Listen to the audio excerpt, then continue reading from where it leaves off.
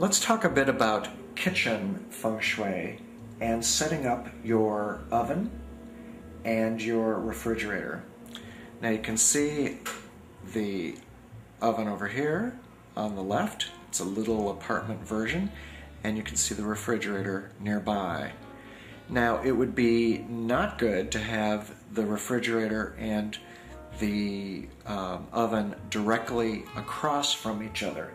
They shouldn't face each other because you have the oven representing the fire element, and you have the refrigerator representing the the water element, and they're going to war. So you don't want to have those two water elements and fire elements battling one another. That would not be good. And if they're also together side by side, that's bad too.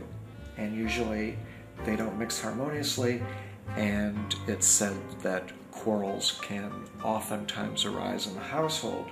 So be sure that the oven and your refrigerator are not directly opposite each other, and that there is at least 20 inches width and length of surface between each element. And we have this nice countertop here to provide that spacing.